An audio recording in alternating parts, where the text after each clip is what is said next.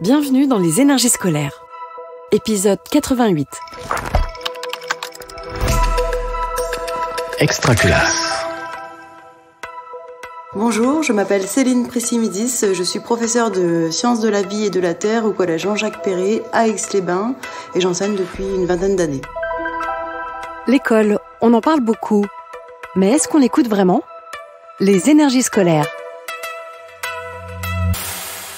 Donc on est dans une salle de sciences, on fait des prélèvements de plancton, on a pu aussi élever du plancton, du phyto, du zooplancton pour des expériences. L'idée de travailler sur le plancton est venue du fait que le collège soit situé sur le bord du lac du Bourget.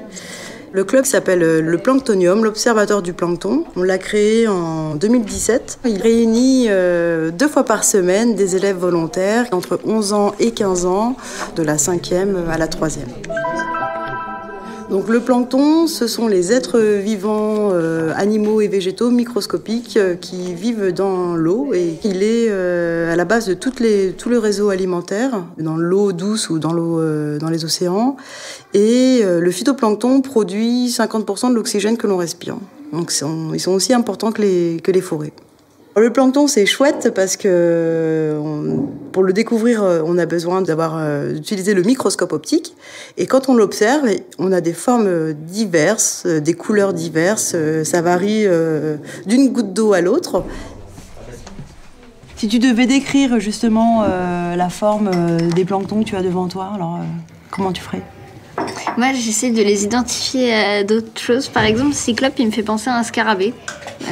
Je sais pas. Ensuite, là, Navicula. On dirait pas un ballon de Rugby, un peu. Ouais. Moi, j'aime beaucoup Navicula.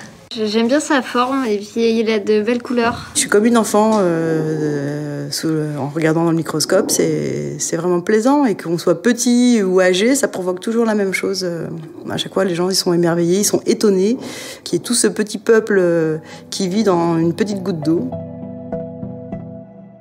Actuellement, nous travaillons sur un projet scientifique où l'on essaie de démontrer quel est l'impact des microplastiques sur le plancton.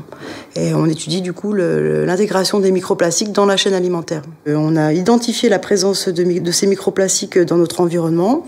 Donc là, il a fallu aller sur place, sur un bateau, sur des terres agricoles pour faire des prélèvements dans les sédiments. Ensuite, en laboratoire, avec des loupes binoculaires, on cherche tous les microplastiques et on en a retrouvé partout, en très grande quantité.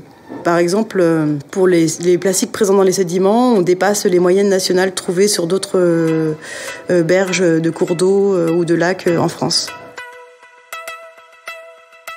Dans ce club, on a 2 principaux axes. Un axe purement scientifique, où là, la problématique, c'est sur les microplastiques. Et un axe où on essaie de développer des outils ou de développer des actions pour sensibiliser et toujours faire connaître encore plus le plancton. Donc là, les élèves participent à la création d'animations, participent à l'élaboration d'outils pédagogiques. Et on est présent sur le terrain, dans les journées de la fête de la nature, la fête de la science, aux événements où on peut rencontrer un public large. Par exemple, pour la fête de la science, là, on a accueilli plus de 3000 personnes. Les activités sont très diverses. On fait aussi bien du dessin que des calculs mathématiques, que des expériences sur la biologie. Et on s'ennuie jamais. Les outils pédagogiques qu'on a créés sont de formes très variées. On a créé des jeux de cartes, on a imprimé des planctons en 3D et on a créé un outil pédagogique qui est un album jeunesse, Millipus, un petit sous-marin, qui part explorer les profondeurs du lac du Bourget et qui découvre un monde plus petit que lui, qui est le plancton. Tu sais où est la gomme, Maxime ? Tu fais quelle scène, toi ? Là, je suis en train de faire le moment où Millipus va l'attraper. Donc cet album jeunesse, c'est un outil pédagogique qui est formidable parce qu'il permet de toucher à un public vraiment varié. On a par exemple l'année dernière travaillé avec les enfants de l'IME de Marlioz, qui est situé pas très loin du collège, où c'est des enfants qui ne sont pas scolarisés, qui portent un handicap, qui sont déficients intellectuels et qui ne vont jamais dans une école. Et on a travaillé à partir de cet album jeunesse. On leur a fait observer au microscope. C'était vraiment un moment fabuleux. C'est vraiment chouette. Les élèves s'investissent beaucoup, hein. En plus des 2 heures, ils n'hésitent pas quand ils ont des heures de permanence à rester un peu plus pour finir un certain projet. Des fois, le mercredi après-midi, on va faire des prélèvements sur le lac. Le week-end, on fait aussi des animations. Et donc, ils comptent pas non plus leur temps, leur investissement. Après, ils savent que moi aussi, je donne et ils donnent aussi en retour. Moi, le fait de faire des clubs scientifiques, c'est presque devenu vital, hein. C'est-à-dire que c'est une bouffée d'oxygène. Je prends énormément de plaisir. Ça me permet d'élargir mes connaissances, de travailler différemment, d'avoir une relation aussi différente avec les élèves, de travailler vraiment que par projet. C'est très concret, très pratique. On sait pourquoi on y va et pourquoi on passe son temps. Donc ça, c'est assez satisfaisant, en fait. Alors, très rapidement, on refait un point sur les différents groupes, là, aujourd'hui, pour la conférence du 3 mai. Juste, il y aura du monde ou pas, à peu près? Enfin, il y aura à peu près combien de personnes? Tous les demi-pensionnaires du lycée. Sachant que c'est un lycée, il y a 1500 élèves, hein. Pour les élèves, c'est la même chose, c'est-à-dire que leur travail, ils ont la récompense et le résultat qui est visible. Soit ils peuvent le palper, soit ils sont applaudis, soit ils ont les félicitations d'un jury. Donc la satisfaction, elle est immédiate. Enfin, pas immédiate, mais elle demande beaucoup d'efforts, beaucoup de temps, beaucoup d'engagement, mais il y a quand même un aboutissement, une concrétisation à la fin. Voilà.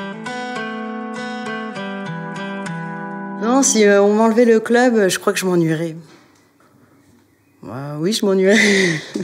Ça me permet de me booster dans toutes mes pratiques.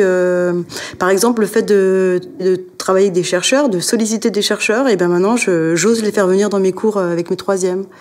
Je travaille davantage aussi par projet. J'ai moins peur de m'engager dans des projets. Puis toujours penser à s'ouvrir sur le milieu extérieur, quoi.